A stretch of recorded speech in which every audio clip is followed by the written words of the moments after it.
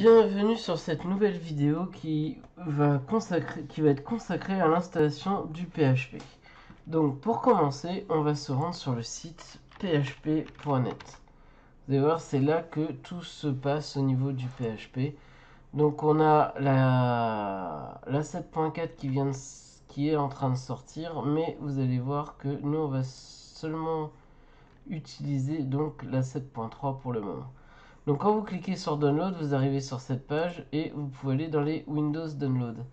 Donc là, vous avez plusieurs packs, non-thread safe, thread safe. Alors moi j'ai utilisé la thread safe en utilisant donc le zip qui est ici. Il est possible que pendant l'installation, vous ayez besoin de la VC14, VC15 ou la VS16. Ça sera à vous de voir par rapport à votre install. Donc sinon d'installer ces deux-là s'il le faut. Donc si vous cliquez là, vous allez lancer le téléchargement. Donc comme pour les autres vidéos, j'ai déjà fait les téléchargements. Donc on va se retrouver ici. Alors, ici on va d'abord installer un petit logiciel, c'est 7zip.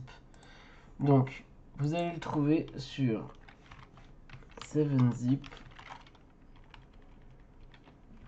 7-zip.org. Donc là après vous avez vos différents liens. Là la version alpha que vous pouvez télécharger. Voilà. Donc moi c'est pareil, je l'ai déjà téléchargé, donc je vais l'exécuter. Normalement l'installation se fait assez facilement. Voilà, close, c'est déjà fait. Donc maintenant on va télécharger ici. Donc on peut choisir extraire les fichiers et donc choisir ce qu'on veut. Donc moi je vais décocher ici.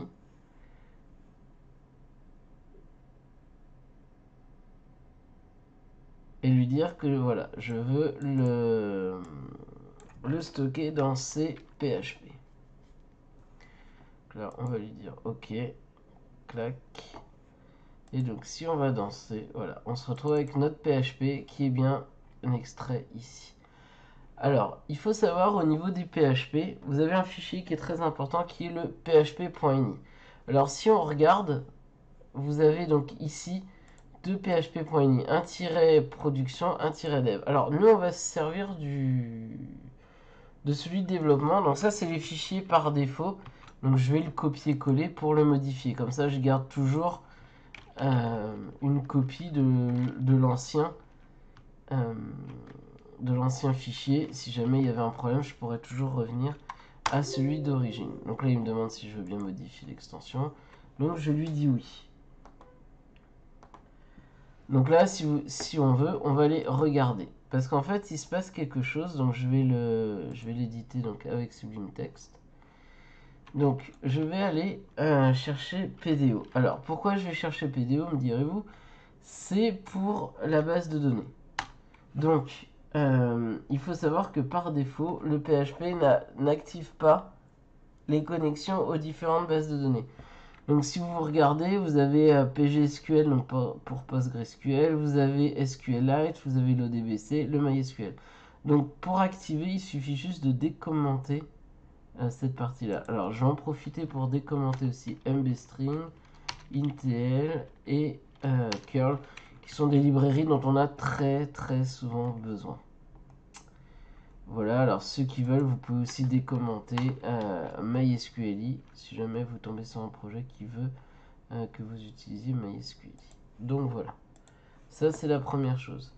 Donc maintenant il y a une deuxième chose, c'est que donc on va essayer de lancer donc notre petit PHP. Donc on va aller dans notre petit dossier donc dans utilisateur L d'Andorre, notre code, on a notre petit dossier projet PHP.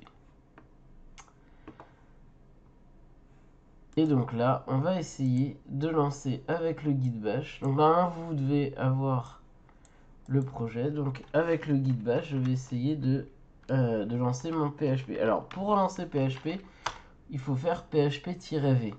Donc là, il me dit qu'il ne connaît pas PHP. Alors pourquoi? Ça, c'est parce qu'il faut en plus de ça modifier ce qu'on appelle une variable d'environnement qui est la passe. Alors les variables d'environnement, en fait, c'est des variables qui sont valables pour tout sur tout votre ordinateur, qui vont permettre de stocker des variables. Donc nous, on a une variable qui s'appelle pass. Donc on va faire path. Donc on va nous proposer de modifier la variable d'environnement. Donc vous tapez pass dans votre Windows et vous devriez pouvoir y avoir accès. Donc après c'est une propriété du système, vous allez dans variable d'environnement et ici vous l'avez. Donc on va faire modifier. Ici je vois que j'en ai une mais c'est pas la bonne. Donc je vais faire parcourir. Je vais dans C. Hop, et PHP. Tac. Ok. Ok. Ok. Donc je retourne dans mon dossier de projet.